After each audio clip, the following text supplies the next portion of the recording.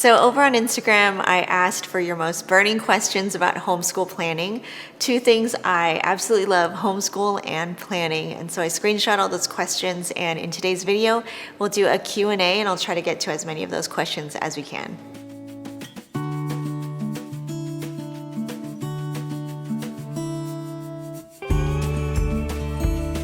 So before we get into that Q&A, I just wanted to show a little unboxing from a business that I really love.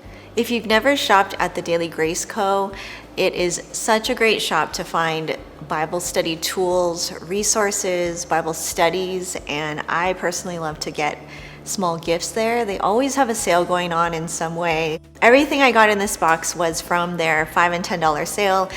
You want to look at their website or sign up for their emails because they always have some kind of discount going on, and they're really great products at a great price. So let me show you what I got. So this is the very first Bible study I've ever bought from the Daily Grace Co. It's called Restored, and it's a study on the book of Joel. I like the way that they started off. It does talk about how it's a prophetic book of the Bible and how the book of Joel is so small. It's not usually one that people think of when they are like, okay, what book of the Bible should I study next? And so I think that's what drew me to it, and just that it's not as popular. But this, at the time that I'm filming this study is on sale for $10, and it's called Restored, and it's just beautiful. And I have been just reading the word and jotting down my notes and observations and prayer. In this season, I was looking for some type of more guided study in a book of the Bible, and so I saw this sale and I jumped on this. Anyways, this is very beautiful, and I've done the first couple of lessons already, and I highly recommend it. Really good. It's the first thing. And then I told you I love to get gifts from the Daily Grace Co. So these two next couple things are gifts, and these were on sale. They are Bible study sticky notes, and so it was a great price, and I picked up 3 of them. I'm always, you'll get to know, I really like to shop early for Christmas, for birthdays. I like to have gifts like these on hand. I am part of a discipleship ministry at our church, and I'm always like giving little gifts like this, and so this is a great shop for something like that. And I opened one up just so you can see. All of these are little sticky notes you can use for your Bible. But as you can tell, like the designs from this company are all really good. The next one, something I got as a gift. I got 2 of these. They're scripture lettering workbooks. I opened one up so you could see. I like that they start off with a glossary of terms, some suggestions for tools on getting started, tips for selecting content. They show different lettering styles, and they give you a grid to practice. Here's like some sample supplies. Here's for how to get started, some examples of lettering, more lettering styles, combining lettering styles, the learning process, so they give you a sample and you can replicate it, and then they slowly kind of wean you off of their instruction. Borders and banners, and then there's like this space, so they give you a verse and then you can try different ways based on what they taught you, and then it goes to the blank sheets for practice. And I was actually ready to give these as a gift to someone, and my daughter saw it and she was like, I want one. So I'm gonna hang on to one for her. And the last thing I got was another study called Preaching the Gospel to Yourself, and it does look similar to the Restored study in the book of Joel. Nice color pictures, high quality pages, breakdown of the book, and I love this topic, preaching the gospel to yourself. So I will leave a link below where you can get any resources from the Daily Grace Co. Okay, so let's get into the homeschool planning Q&A. I have screenshot all the questions from Instagram, and we can just go through as many as we can get through. The first one is, what's your favorite planner? Your planner accessories, pens, markers, highlighters, etc. So most of you know my favorite planner is from Advance Paper Co. This is the simple homeschool planner. I did a whole flip through. There's a video on YouTube that I can link for you. And my favorite highlighters, I do have a link, like an Amazon link to all my favorite planning supplies, which I'll leave below. But I wanted to highlight a few of the highlighters. These are from Mr. Pen, and they're all kind of like muted pastel colors. I like the square. It's a square highlighter. It has a chisel tip. You can use it like flat to highlight things, but you can also turn it around and use a pointy part for like to make little boxes, check boxes. And this is another one I really like. This is the dual tip. So similar in that the top part are the highlighters and the bottom end are more like writing, or you can make your check boxes through that. It's hard for me to resist a good highlighter and pen. Oh, as far as my another accessory, I have this linked in that Amazon link too, but I use this to hold the planning tools, especially if I'm on the go or if I'm at my desk and I just want certain ones. So in the middle compartment, it holds all the washi tape. And these, I think most of these are linked also in that planning link. And that was another question, like, where do you get all the washi tape? So like there's these pretty like with gold foil. There are these like basic grid kind. Here's another color. My daughter likes these with the gold foil. On the side pockets, you can put pens and highlighters in here. It holds quite a bit, and there's a zipper pouch on the inside. So this has worked really well for me for the last few years.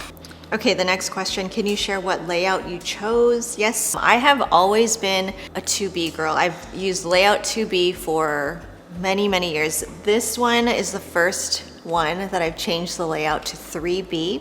And I had seen another person show the inside of their planner and they had used 3B. The only difference is, or the main difference for me, is that the daily layout has grid instead of the lines. And so I've been using lines forever, but I just kind of like the look of the grid and I wanted to give it a shot. Okay, the next question says, do you have other suggestions? I love this planner, but it's a 10-week turnaround and not in time for this coming school year. Okay, so Advance Paper Co. is a small business, and during this time of year, they get inundated with orders, which is understandable because this is that time of year. And because they are a small shop, they run it just their own family, no extra help. Their turnaround time can run longer during this season. Other suggestions I have used a few other planners. First of all, I do want to say Advance Paper Co. does have a PDF planner that you can purchase. I think it's very affordable. I think it was 20 something, and it's, you purchase it and you get it for immediate download. The only difference is you're not able to customize things, so it's just you're purchasing it as is for immediate delivery. But it's beautiful, and I've seen, if you go to their account, there's some people who have purchased it and kind of shown like a flip through of how they've done it. They've binded the PDF planner and it looks very close to like purchasing the printed version, laminating the cover and all that kind of. With that, you can personalize your own cover, purchase a cover from Etsy. But that's an option for you if you want to use an Advance Paper Co. planner and get it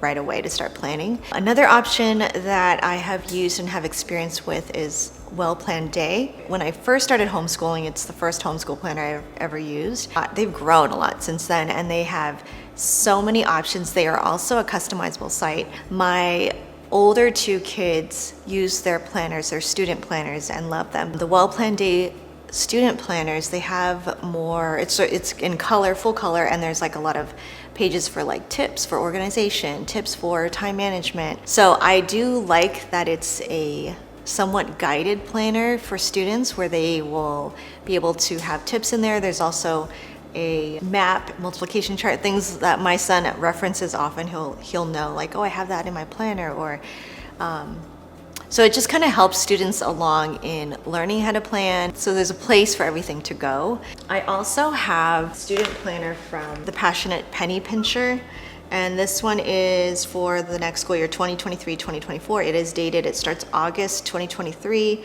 and it goes through July 2024. It says it includes monthly calendars, weekly calendars, daily checklists, budget and savings tracker, class schedules, additional checklists, and it has a pocket, a bookmark, and stickers. So here is the sticker page that comes with it. This is a sample page that they have filled out just to give you an idea of how it can look. This column is for evening daily tasks. So doing your homework, practicing your sport or instrument, folding laundry, pack your bag for the next day, read, exercise, journal. It has space for your daily assignments. So this is what my youngest daughter will be using this year, and it's a student academic planner. I do use their home planner, which has been really helpful for me. I keep track of work stuff there and just home life and personal things there. Not really scheduled, but more like tasks. This company doesn't make a homeschool specific planner, but we do utilize their other planners. Okay, the next question is, I would love a step-by-step how you plan for the year, week, day, etc. I don't plan that far ahead. I used to. Early on, I used to plan almost the entire year, or at least like a semester at a time. But since then, I've realized that just doesn't work for me. My mind becomes more rigid in my thinking if I plan too far ahead. And I realized that with homeschool and the flexibility it offers, I do want to keep myself flexible, and I want to keep our schedule, with discipline and commitments, but somewhat open so that it leaves room for the spontaneous things that could come up, like a field trip, like a play date, just any opportunity that might come up. And so I actually only plan 1 week in advance now. I did, slowly scale back over the years, like from half a year or a year to like only a month in advance, and then 2 weeks in advance. I was doing that for a while, and now I'm to the point where I'm doing it a week in advance. And that could just be time and homeschooling for so long, and kind of in my mind knowing big picture goals, and then able to kind of scale it back into like, how do I break that down into weeks? That has helped a lot in our own family dynamics. And I can make an appointment. I try not to make appointments during the school day, but if I do need to for some reason, or someone gets sick, or, a last minute thing comes up, then it doesn't throw me so far off, and I can more easily accept the invitation or accept the change in plans and not feel like I'm all off schedule, so that's been really helpful to me. So the next question is, what do you do when life happens? Do you redo all the planning for the coming days? So again, that has helped me a lot with not having to feel like I do need to redo the plans or cross everything off. When things happen, like a couple weeks ago, we all got sick. So I did have the days planned out, but what I do is I haven't been writing, like for spelling, for example, I'll just write spelling for the days that they're gonna do spelling, but I don't write the lesson. That is just easy because I just cross it out, and I'm okay with cross-outs. I know that that's like a controversial choice. I don't always use erasable pens. That's a tip. If you can't stand cross-outs, erasable pens are a great option, but I am okay with the cross-out. So I'll just write spelling, or I'll write math. I don't need to write the lesson number because we're basically just doing the next lesson. So my oldest daughter is doing a government unit, and that is something that I will write down specific. It's very specific as far as the readings, and I won't be able to say like, oh, let's just do the next lesson, because there's many moving parts, many different books and workbooks and online readings and YouTube videos to watch. And so it helps me to have those written down on the days. If, let's say, on that day, that full box, if she doesn't get to it because XYZ, I will just recopy that on the day that she's gonna do it. And so, because it's not assigned every day, I would just move it over to the next day or the next open time when we can fit it in. Yeah, so not planning too far ahead has really helped me with being okay with changes in the schedule and remaining flexible and calm compared to how I used to be.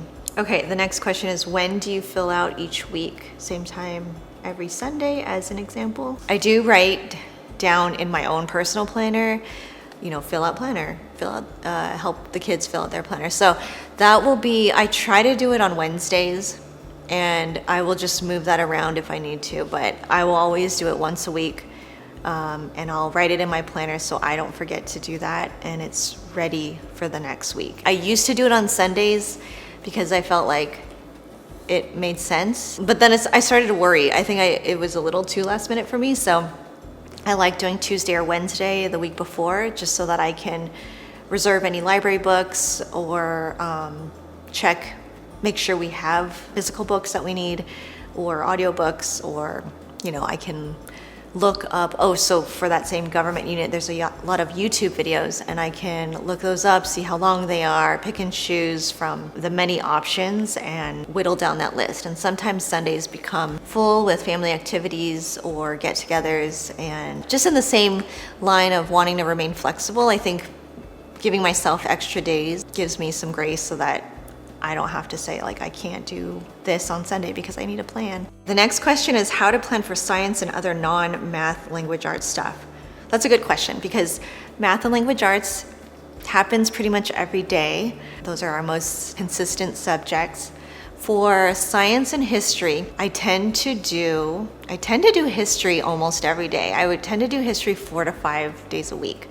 And that's because we typically read a lot of books and we do narrations on some days. I want to leave room for adding in things. So history is like my favorite subject now. So I just like to add to it documentaries, projects, hands-on activities, and all the books. There's so many good books for history. So that is something I'll also do mostly every day. Science will do about 3 days a week. I'll look at our personal calendar and see which days are our lightest days as far as their after-school activities or our personal appointments, medical thing, whatever is going on, or how busy my husband is for work, how busy I am with work. So I'll pick the 3 lightest days and kind of load those up with school. So I'll add science, I'll add the heavier loop subjects, or the subjects that, like watercolor, things that, you got to pull out materials, there's some setup, there's some cleanup involved, things like that I will put on those lighter personal days. And then on the days that look busier, so that'll be a day we don't do science, or that's a day our morning time is a lot lighter. So again, a lot of flexibility. So I'll usually leave the bottom slot as our loop schedule, and the top one will be our morning. And so this row and this row tend to look different every day. And so we're not doing all the things every day, but picking and scheduling based on our family schedule. Okay, the next question is, can you add things to the daily sections in the week? For example, lesson numbers or subjects for a loop. For In Advance Paper Co. planners, yes, it's very open-ended. As you saw, the pages are designed in a way that you can craft it the way that is most efficient for you. And so that's one thing I love about it. I know that might be intimidating for some people because you'd rather have more instruction or more guidance. But that's something I really appreciate about this one, is I can tailor it to what works for me, and I can change it week to week if I need to also. So the next question is, how do you use the lessons at a glance master section? So I actually omitted that section from my planner this year. I've had it in the past, and I don't know if it's because my kids are older or I've just gotten used to planning and need less, possibly. But in the past, I have used those pages, and I've used it to track their lesson. I would just use it as a marker to see where we're at, check into it each month and see, okay, we're on track, or well, we are going to have to go through the summer on this one, or it just kind of helped me to stay on track of things. Okay, so the next question is there a page for recording grades and pages for lots of notes? Are months predated? There is an option where you can add record pages, and within that she has a lot of options. And so I would go through those, look at the samples, and you can see how you can use one of these for grades. I don't have a grading, I didn't opt for that one, but I did opt for the credit hours log. Also, yes, you can. The more pages that you opt out of, she replaces those pages with note paper. So it can be the dot grid or the line grid or the actual graph paper looking grid, which is what I went with. And so I have a lot of note pages, as you can see. Wait, let's see. So all of this right here are just note pages. Just jump to a last question. How do you set up for multiple students? Okay, so in the next planning video, I am going to show you how I plan for our week, and I'll probably just do the first week of school. But setting up for multiple students is easy in this planner. Just to give you an idea, typically do the days of the week across and the subjects down in the column, first column. So this will be like Monday math, let's say. I'll color code with my highlighters, color code for each student. So typically my oldest daughter is pink, my son is green, and my youngest daughter is purple. I'll use these colors to make little check boxes for each student and write their assignment next to it. So I never have to write their name. It's just, I know their color, and they've been those colors for years. So once in a while I'll change it up just because I have other colors and I just wanna be crazy. So I'll just like put their assignments based on their color, and it'll be listed each time. And then over here, I mentioned this in the flip through, but I will use these columns for extra things because the week will end here on Friday. So I'll use this for independent reading or extra things. I think I'm gonna utilize this a lot for my oldest daughter, who will have a lot more going on with high school this coming year. Okay, so that is all we have for today's homeschool planning Q&A. That was really fun. If I did not answer your question, please leave me a comment below. And if you have any other thoughts on like a video that you'd want to see for homeschool planning, I love to do it. I love to plan, and I love to talk about it and share. Hopefully it's helpful to you. And if you would like to see more homeschool content, please follow us on Juicebox Homeschool over on Instagram, and subscribe to this channel, as I cannot wait to share more of our homeschool journey with you. Thanks for watching, guys.